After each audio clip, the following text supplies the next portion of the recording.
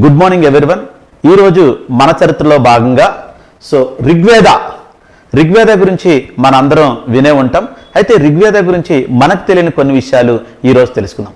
ఋగ్వేద మనం చూస్తే the earliest text in India.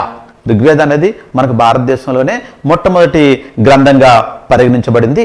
So మనం సుమారుగా చూసుకుంటే 1500 BC నుంచి 1000 BC మధ్యలో ఇది సంకలనం చేసినట్టు మనకు తెలుస్తుంది. అయితే ఋగ్వేదాలో మనం చూసినట్టయితే 1028 శ్లోకాలు ఉన్నాయి, 10 మండలాలు ఉన్నాయి. ఈ 1028 శ్లోకాల్లో మనం చూసుకున్నట్టయితే మోస్ట్ సాక్రెడ్ మంత్ర ఏంటంటే గాయత్రి మంత్ర. మనం చిన్నప్పుడు స్కూల్లో వింటూనే వింటాం, ఓం భూర్భువః స్వః అని.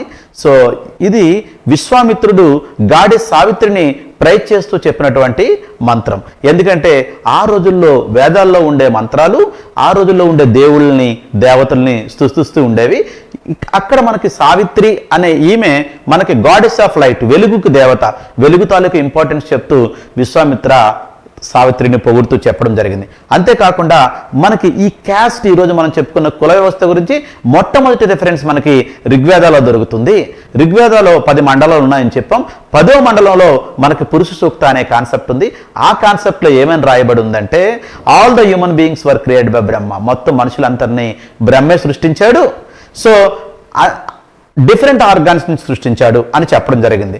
దాని ప్రకారం వీళ్ళు చాతుర్వర్ణ సిస్టమ్ చెప్పారు. ఋగ్వేదం 10వ మండలంలో చాతుర్వర్ణాలో ఏముందంటే Brahmanas comes from the head of the Brahma. బ్రాహ్మణులు బ్రహ్మ తల నుంచి వచ్చారని, క్షత్రియులు బ్రహ్మ భుజాల నుంచి వచ్చారని, వైశ్యులు బ్రహ్మ తొడల నుంచి వచ్చారని, అలాగే శూద్రులు పాదాల నుంచి వచ్చారని చెప్పడం జరిగింది. ఈ ఇన్ఫర్మేషన్ అంతా మనకి ఋగ్వేద గురించి తెలుస్తుంది, ఋగ్వేదాలో తెలుస్తుంది. Thank you and all the best.